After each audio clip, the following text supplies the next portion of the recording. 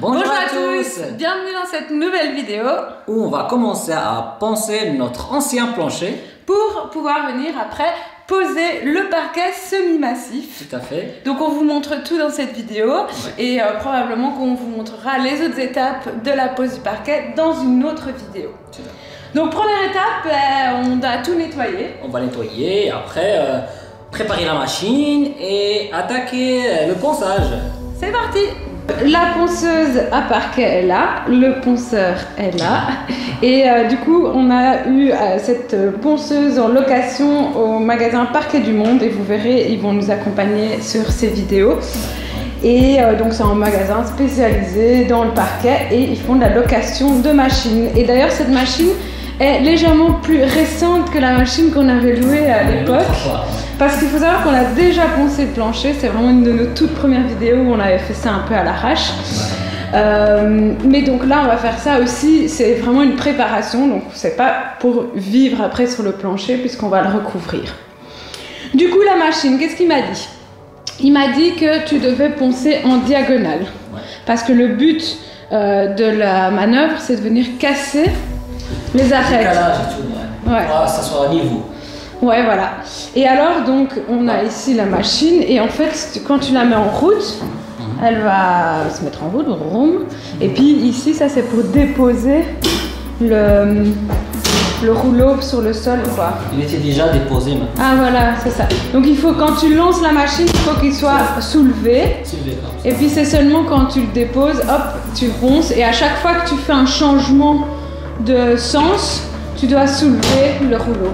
Ah ouais? Ouais. D'accord. Donc tu peux pas faire demi-tour, il faut que tu soulèves ton rouleau avant. Ça marche. Voilà.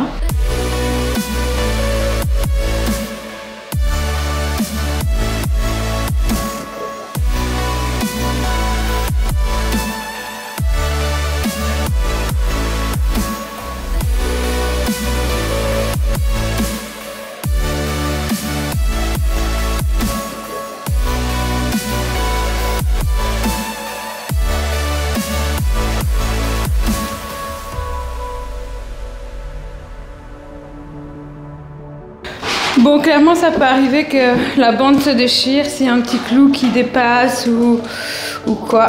Voilà. C'est dommage, mais c'est des choses qui arrivent. Donc, au préalable, il vaut mieux s'assurer qu'il n'y ait vraiment aucun clou qui dépasse. Bon, normalement, nous, il ne devait pas y avoir de clou, mais bon, il y a toujours un petit récalcitrant qui se cache, hein, n'est-ce pas? Bien sûr. Et donc voilà, bah, ça se ponce plutôt facilement, hein.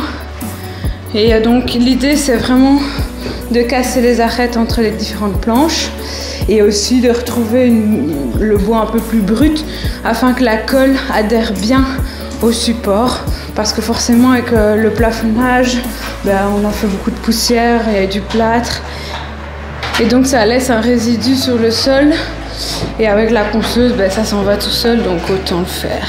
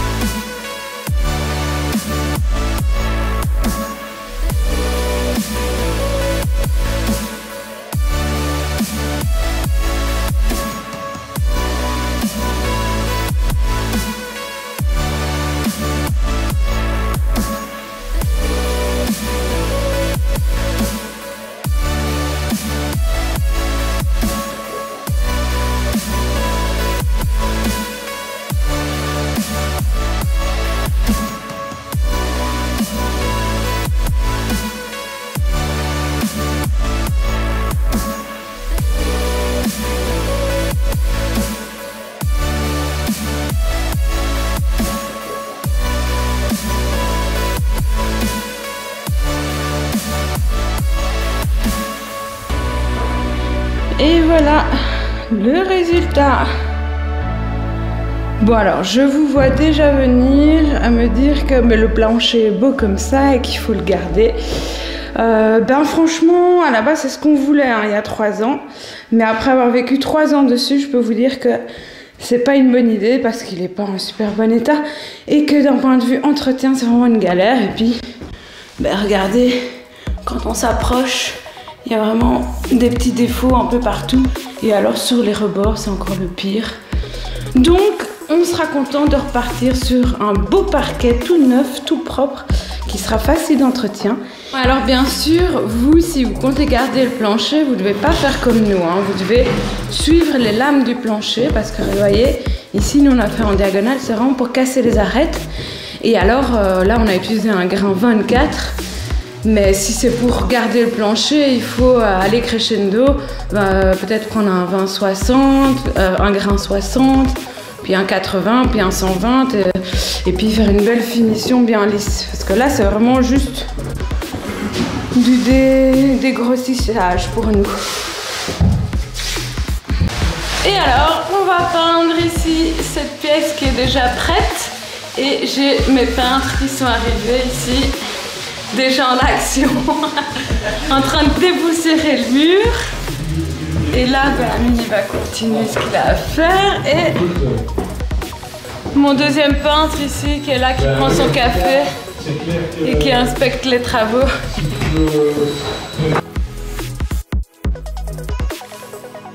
L'avantage de louer sa machine chez les Parquets du Monde par rapport à un magasin de location classique, eh bien c'est que eux ils sont spécialisés dans le parquet, dans les planchers et aussi donc dans le ponçage. Donc ils vont pouvoir vraiment vous donner des conseils sur comment faire, comment réaliser, et aussi donner des conseils sur l'entretien du plancher ou du parquet, sur la huiler ou sur vitrifier. Enfin vraiment ils sont spécialisés, donc c'est vraiment très agréable en tant que bricoleur d'avoir des conseils de professionnels adaptés à notre situation. Ils ont aussi d'autres machines spécialisées pour faire les bords. Ils ont évidemment des aspirateurs aussi qui peuvent louer et ils ont toute une gamme de produits pour entretenir les parquets. Donc n'hésitez pas à aller voir en description, on vous met un lien vers le magasin en question. Et vous verrez dans la prochaine vidéo qu'ils vont nous donner des conseils méga précieux pour la pose de notre parquet. Donc si ce n'est pas encore fait, abonne-toi pour être mis au courant de cette prochaine vidéo.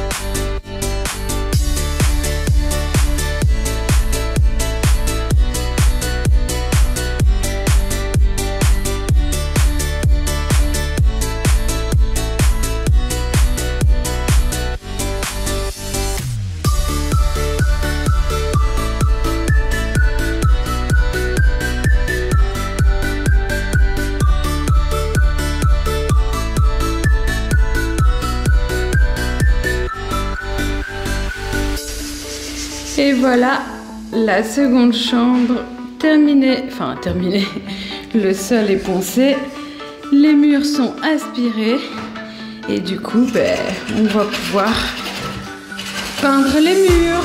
Et donc on peint les murs avant de venir mettre le parquet, comme ça si on ne devra pas trop protéger le parquet, c'est quand même mieux.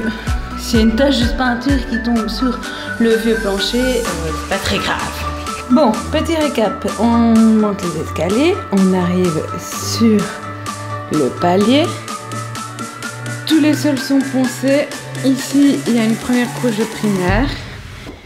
Ici, ça va être l'objectif de la journée.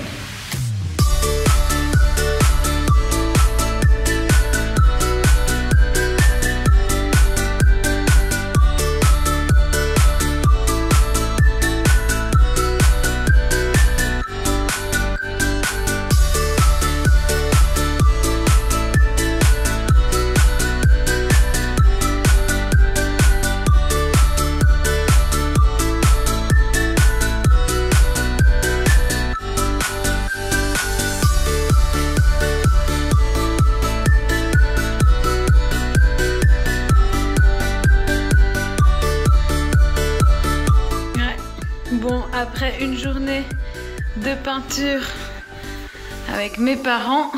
La relève arrive, c'est la team marocaine qui arrive en force. Et team nocturne. C'est l'équipe de nuit là. C'est l'équipe de nuit. Avec l'équipe de jour et l'équipe de nuit.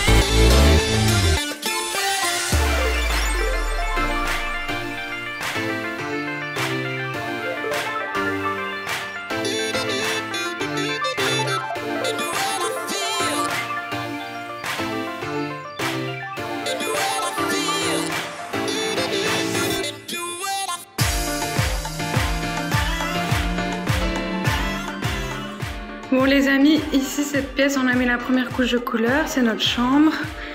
Et Mine et moi on n'aime pas trop en fait la couleur.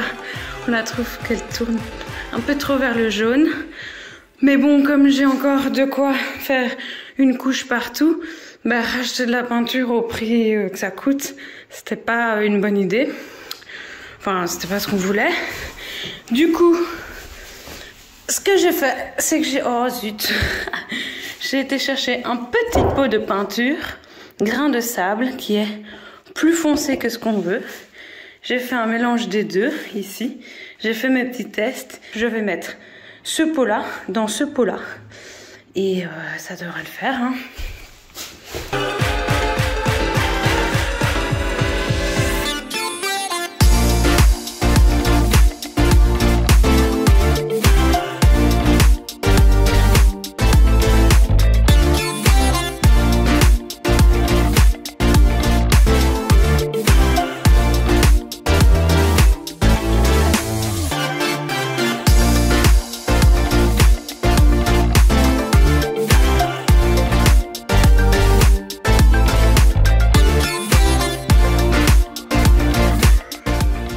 C'est compliqué de vous montrer en vidéo, mais si jamais vous avez des petits problèmes de traces de rouleau au niveau de la peinture, parce que c'est vrai qu'au niveau des fenêtres, ben, ça a tendance à se voir plus avec la lumière.